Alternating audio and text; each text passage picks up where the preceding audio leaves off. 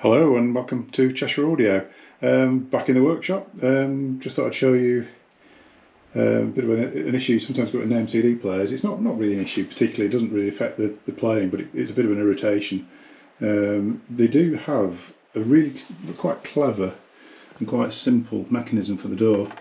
There's no automated draw mech or anything like that, it's all manual, and like anything on hi-fis we've learned, really, simple is always best. You know, it's less things to go wrong, less problems can occur. The only thing that does happen with these is, I feel you can hear it as you're closing. There's a clang as you close it, like there. And that's quite common. See it on CD. Basically all the players with this mechanism. As it closes, you get a twang as you close it. It doesn't affect operation at all. Like I say, it's just one of those things. It is actually quite easy to fix. I've chosen this model because this is a CD5. The 5 is probably the trickiest to fix. Actually, it's not so much the actual fault itself, but it's actually getting into these isn't as straightforward as some of them. 3s, it's just 4 screws and a little earth tag. Early CDX is the 4 feet and an earth tag, and it's like they take the extrusion off. These are a bit more complicated. These are sort of multiple faceted sort of case. It's not just one big extrusion like the early Naim stuff. So I'll turn it over and show you how to get into it, and then show you how to cure the fault.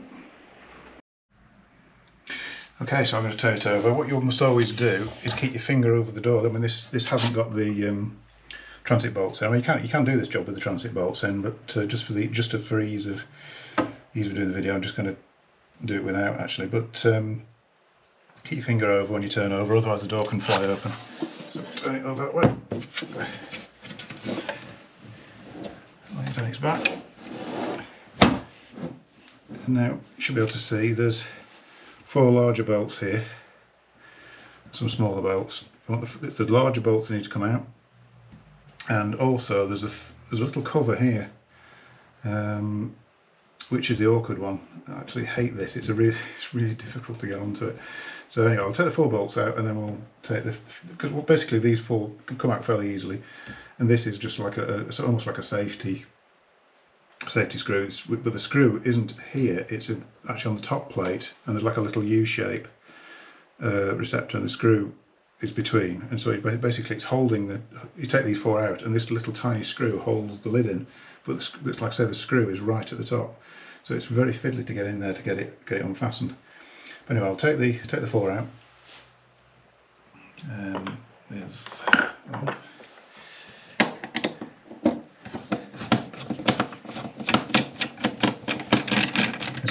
quite long bolts. Yeah, I've not sold Naim for a lot of years actually. It's sold in the 80s, 90s, early 2000s, and then sort of after Julian died as a DMD, I sort of lost interest in it a little bit, because it sort of changed direction. I never felt as though they quite had the same kudos that they had in the early days. So very into the streaming and sort of multiple boxes now, which doesn't really try to attract me particularly. Little plastic cover. Just go through your fingers there, little cover. And what I tend to use now is, it's actually, if you get a torch and look down there, it's a crosshead screw, but with a dimple in the middle. So you need it's a special tool. So one way around it is just to use a flat blade in there. Problem is actually finding it. You just have to feel around. You can use the sort of torch to have a look down first, just to get a feel what you're getting onto. Looks like what might be on there. Yeah, got it. So just don't take it all the way off. Just all you need to do is loosen it. There you go.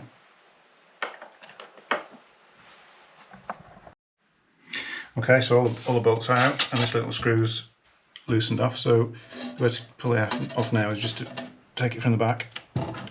It should lift. There you go.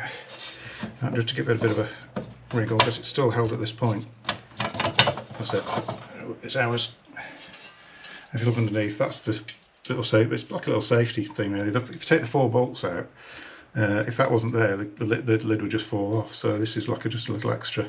Probably some CE regulation that sort of suggests, for reason for it being there. But I mean, you can just unscrew it so it comes out. But I don't like the idea of this rattling around inside the CD player, particularly because if you forget about it, that's potential disaster. So I just loosen it off and then just wriggle the lid off. There we are. Now internally, most CD drives will be on a sort of motor drawer. The name is on a pivot, sort of pivots at this point.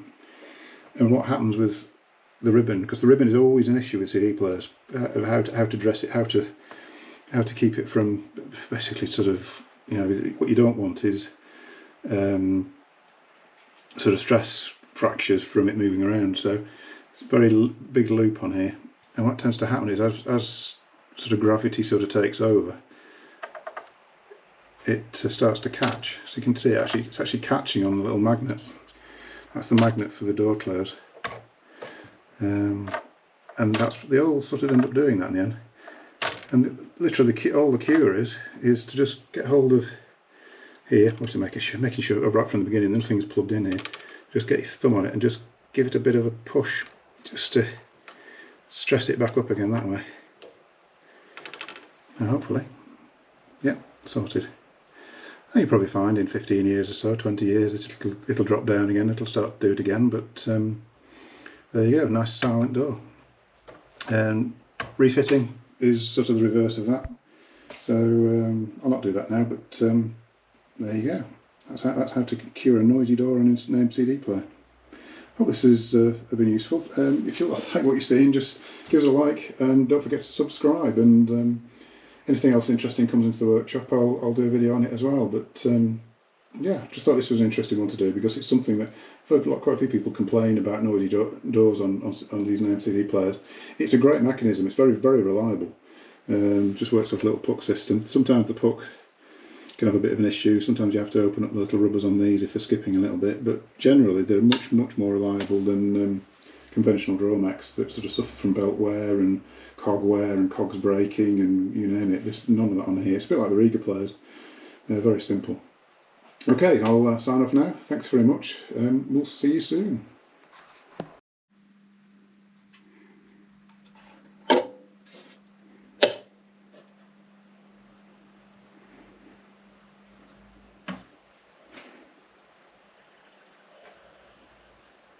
Silence.